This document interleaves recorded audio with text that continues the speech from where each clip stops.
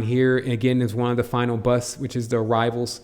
And I just kind of wanted to close out this part of the segment with that, just letting people know that this is some stuff that you can look into, you can investigate for yourself. I do also have one more clip that I would like to end things with here.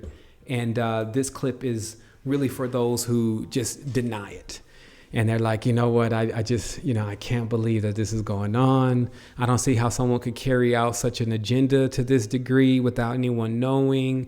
And so I'm just, I don't believe what you're saying. And then, so what I have to tell that person is that what you're missing is you're missing the priestcraft, meaning you're actually missing the immense amount of individuals that have come through our time and metamorphosized what we've been doing and how we've been living and what we believe to be true. And then when you study deep into the major faction, and of course they all carry the same symbols, then you start seeing that their actual agenda for humanity is very dark and has everything to do with death and decay and destruction and skulls and all of that stuff. And so what it tells us is that there is always an extreme hunger by men and women to gain the power and the recognition that comes with being adept. But what often happens is that there's not a full realization that truly being adept is being adult. That means to take care of your responsibilities, to actually use your powers and your abilities to your best potential, and to not utilize it to enslave others. And so what we found in the past is we found these individuals have gotten together and they began to rally together with one common cause, which is to elate themselves over everyone else. And what this has only given us is a world that is lacking invention and lacking imagination. And now we're stagnant again, using the oil and using up fossil fuels, things of old times, and not moving into the expansion of the magnetics and all the information that's been delivered to us about total expansion. And so what I highly encourage people today is to look deeply into their lives and into what they're doing in this world, and to ask themselves if somehow they've affiliated themselves with these energies and these forces and didn't know it. And also ask them to think about transmuting, because of course I can't force anyone to do anything. Everything's your choice. But think about transmuting what you've done and what has become your foundation or your past, or what they call the darkness, or as I said, the soil, to transmute that into allowing you to become the full-blown tree that you need to be. Like, remember, everyone here is a star seed, but not every seed becomes a tree. So what we find is that if the seed falls on whatever environment or soil that the tree gets on is going to determine, or the seed gets on is going to determine what it becomes. And so I highly want to, again, encourage everyone to take a look at 2012, see it as the major level of expansion, because all this information has come to you packaged nicely enough for you to get the picture, thousands of pictures of kind of what's going on, for you to come to the conclusion within yourself of what you need to do, meaning the cleansing that has to take place, the cleansing of the mind, body, and soul. I would take this time to talk about solutions as these reels run of the issue. What we're really dealing with is that you have to really work also with the ancient knowledge in the sense of what it's really saying. So on the third dimension, if there's a triangulation that becomes a major source to all of our power, how does that manifest within the body? And we find that manifests in the mind, the body, and the soul. So if you approach the mind, body, and the soul as individual parts or vehicles of yourself, then you can start to repair them individually. So if you go into the mind, then of course you're going to need to remove a lot of the information, or get to the closure of a lot of the information that is not the truth, because this will actually allow you to mentally repair your DNA. Because remember, DNA is only information. So junk DNA is having the wrong information. So now that you got the right information, you need to go through your mind and start moving out things that are just not true anymore, and then start coming to a full realization of what you're going to do next. So there you have the mind. With the body, it's very important to know that you are what you eat. With all your vehicles, you are what you eat, because everything is a consumption when you take it in. But personally, with the physical vehicle, when you eat something, like I said, blood earlier, or when you're eating artificial food, then you become artificial, as again, you are what you eat. And so this is a major key as far as the controllers are concerned, because they love to flood the body with things that create worms, that keep you on certain frequencies and keep you from oscillating or vibrating high enough to shake off the shells or negative energies, or basically the funk that has surrounded you as you're being immersed into a reality of ignorance.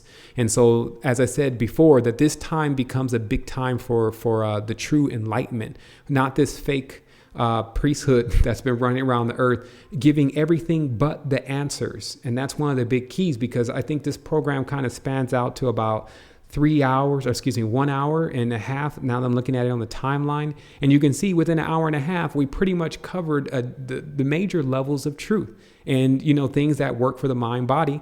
And now we got to get into, of course, the soul. And the soul itself is highly governed by its ties.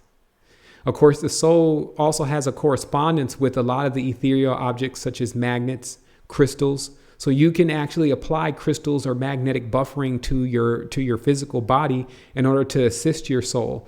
But in addition to that, you're also going to have to get a firm grounding, because this is all about power. So grounding in this case is the negative that positive needs in order to actually fire off properly or to catalyze properly.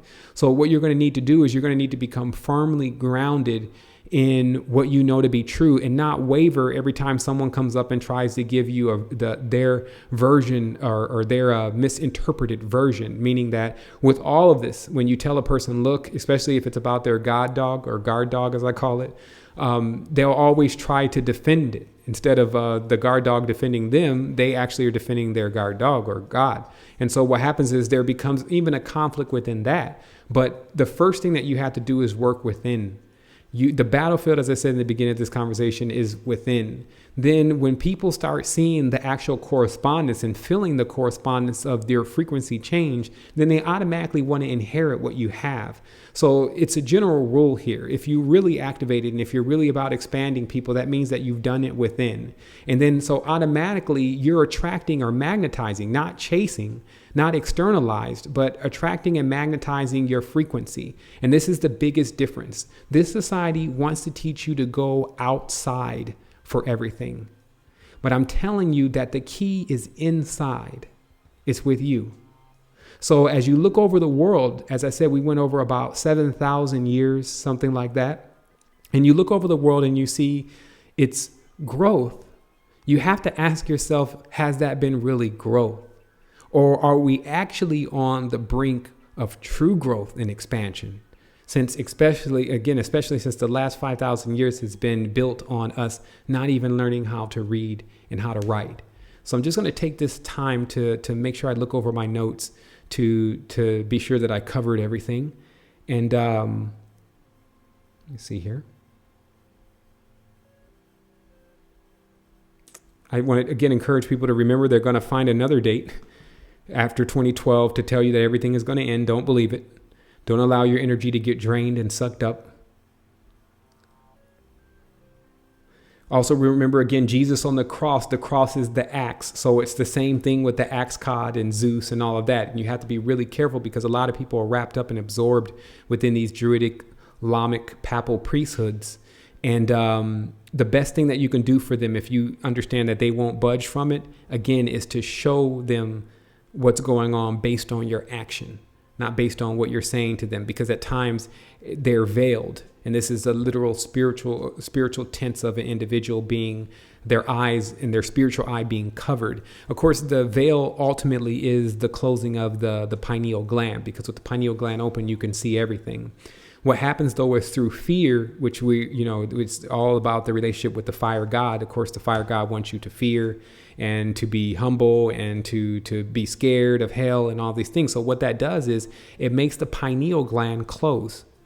And then when the pineal gland closes, everything that you're seeing, you're only seeing through two eyes, which of course is duality. So everything becomes distorted. It becomes the knowledge of the tree of good and evil, or as I call it, the tree again is the dual DNA. And so this dual DNA or binary world or polarity of 0 and 1 is what's short-circuiting the corpus callosum in your brain. So what this means is in the center of your brain, there's actually an area that's called the corpus callosum that lights up, as you've seen Aang's corpus callosum light up on The Last Airbender. And that area in most people is burned out because of duality, meaning the constant back and forth of whether they're going to do it or not going to do it, whether they want it or don't want it, whether they like it or don't like it, and whether that one's good or that one's bad. Even the activity of that, we have to understand, burns out the brain. So when you become harmonic, again, that goes with that goes with going inside. When you become harmonic, there becomes an entirely different boost to your energy system. And so what you find is you're able to shut out a lot of the whispering and a lot of the suggestions that are going on from the external reality. And then you're able to see the huge picture, the big picture, which is inside. And again, it's in your imagination or your image nation. And that's also the depth of the soul, because the soul has never been seen. Like, you can't see your soul in the external world because it's inside. So the only way that you're going to see your soul is to understand or to introspect and to go inside. And then you'll find the full realization of who you are. And of course, that's your everything. To the top of what the resistance has learned, especially in all the factions, the Wholeness Foundation that we represent, we've learned that all is self. And when we look at everyone, we see them only as a part of us on a different part of the timeline. Some of them, of course, are very primordial, still locked into the primordial goo part of us. And some are completely artificial and locked into the Borg or non-sensitive numeric side of us. What we need to find is we have to find balance. We have to also find a way to utilize what has taken place as our advantage. And I've also seen that in these times, if you actually begin to be comfortable with who you are and who you've become, then all of what's happened in the past, you're able to take out those anchors. Meaning that when you hold a grudge or you're very upset about some things that have taken place in the past, and you allow that energy and negativity to consume you, especially if another person is involved and they haven't apologized or rectified the situation, what you've still agreed to do is to remain in that time, because every time you remember that, it takes you right to that reference point and then you're there again. So what we have to really see out of all of this is that we have now this opportunity to close the chapter on a major part of us basically just chasing our tails with good and bad duality and all these things and not going into the action. Now you see that there's not much put into the spiritual knowledge these days as far as something that's going to get you expanded. But I'll tell you, there is definitely something that is inside of you that's been put inside of you as your gift that can expand you. The knowledge of the body is with the breath. Again, it's with also consumption, what you put inside of it. It's not really on the outside. So you have to be very cautious of what you choose to take in, and then at least make sure that the individuals that you take it in from have discovered wholeness. So I wanted to say that word to everyone, wholeness and balanced vibrations. I wanted to thank you for a wonderful year. It's so much expansion for me in the sense of being able to come to individuals every single day and deliver this message. So that, of course, puts me in a position of having to prepare for it. And in doing that, I've discovered so many things about this planet, this universe, myself, the solar system. And the only thing that I wanted more is everyone else to know that and to not be in a level of ignorance because something has oppressed them for multiple lifetimes. And I feel like if I can do that, even for just a few individuals, even though we've now done it for thousands, that will equal the real awakening of this world, which to me is an organic grid. Something that functions like orgone, where awake people, by simply being in proximity of others, begin to awake them up. I'm an extreme optimist because I've seen the power and the essence of the activated human.